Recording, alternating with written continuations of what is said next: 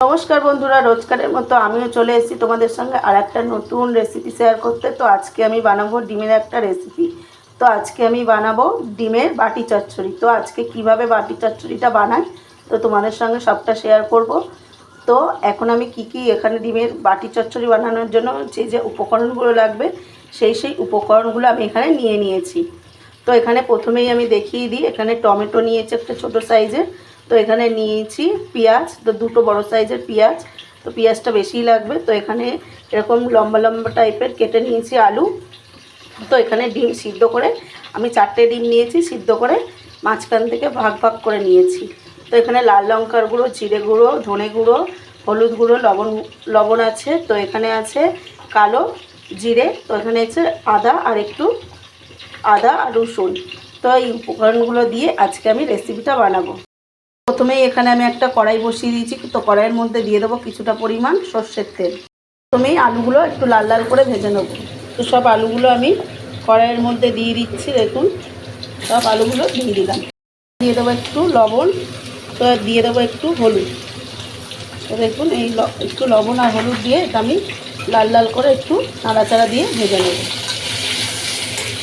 এইভাবে একটু ভেজে নেব, একটু ভাজা ভাজা হোক লাল লাল করে। এখানে আমার সব আলুগুলো ভাজা হয়ে গেছে, তো লাল লাল করে ভেজে নিয়েছি। তো এখন আমি তুলে নিচ্ছি।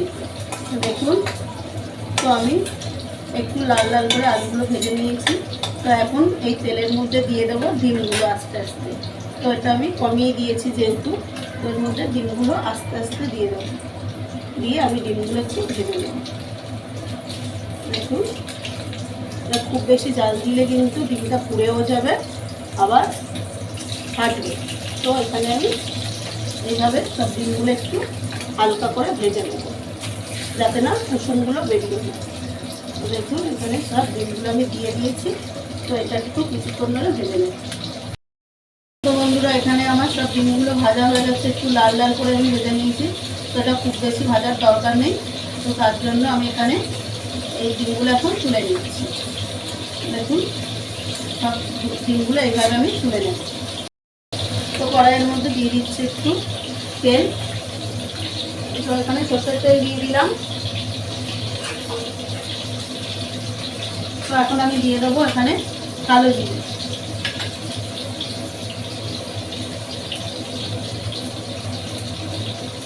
তো এর মধ্যে এখন দিয়ে দেবো আমি একে একে পেঁয়াজ কুচি। পেঁয়াজ কুচিগুলো দিয়ে দিলাম, দিয়ে ভালোভাবে নাড়াচাড়া দিয়ে দেবো। পেঁয়াজ কুচিগুলো সব আমি এখানে দিয়ে দিলাম। এর মধ্যে দিয়ে দেবো টমেটো কুচি। এখন ভালোভাবে একটু নাড়াচাড়া দিয়ে নেবো। তো এর মধ্যে দিয়ে দেবো এখন অল্প পরিমাণ একটু লবণ। লবণটা দিলাম যাতে পেঁয়াজ আর টমেটোটা ভালোভাবে একটু সিদ্ধ হয়ে যায়। তো তার জন্য আমি এখানে পেঁয়াজ টমেটোটা দিয়ে দিলাম। তো দেখুন, ওটা কিছুক্ষণ ধরে আমি ভেজে নেব। এখানে আমার পেঁয়াজ টমেটো ভালো করে ভাজা হয়ে গেছে। তো এর মধ্যে দিয়ে দেবো আদা রসুন বাটা। তো আদা রসুনটা আমি বেটে রেখেছিলাম। তো এখন আমি এই আদা রসুনটা পুরোটা দিয়ে দিলাম। দিয়ে ভালোভাবে এটা আমি এখন কষিয়ে নেব। দেখুন, এইভাবে কষিয়ে নেব। এর মধ্যে দিয়ে দেবো লবণ আর হলুদ। ওখানে লবণ আর হলুদটা দিয়ে দিচ্ছি, দিয়ে দিলাম হলুদ।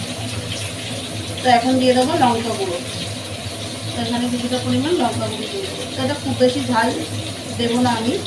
তো এখানে দিয়ে দেবো কিছুটা পরিমাণ জিরে গুঁড়ো, দিয়ে দেবো কিছুটা পরিমাণ ধনে গুঁড়ো। তো এটা আমি এখন ভালোভাবে একটু নাড়াচাড়া দিয়ে ভেজে নেব।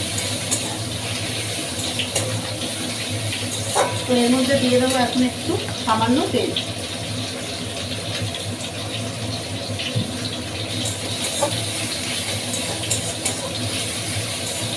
সামান্য একটু তেল দিয়ে ভালোভাবে মশলাটাকে কষিয়ে নেব।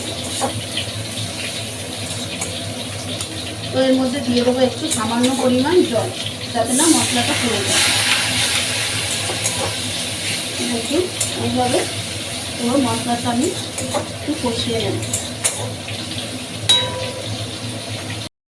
বন্ধুরা এখানে আমি দিয়ে দেবো এখন ভেজে রাখা আলুগুলো। তো এখানে মশলাটা আমার ভালোভাবে কষানো হয়ে গেছে দেখুন।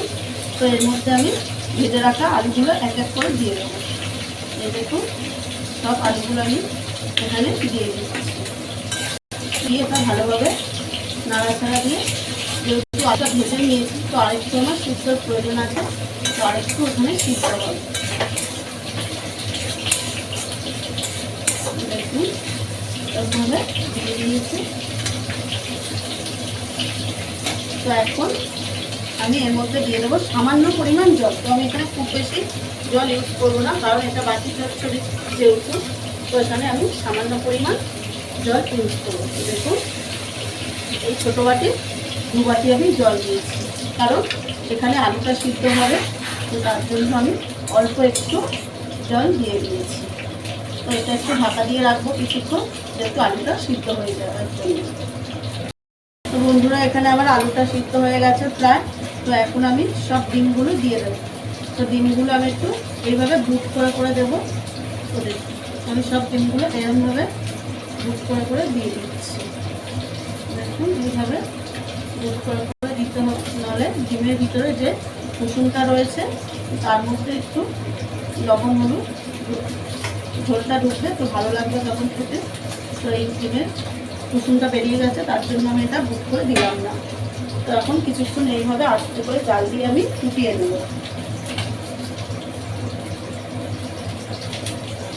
তো বন্ধুরা এখানে আমার পুরো এই রেসিপিটা হয়ে গেছে। তো এখন আমি সবশেষে দিয়ে দেবো একটু গরম মশলা। তো এখানে খুব বেশি গরম মশলা লাগবে না, তো আমি 1 চিমটি এখানে গরম মশলা দিয়ে দেবো। তো এখন আমি এটা নামিয়ে দেবো।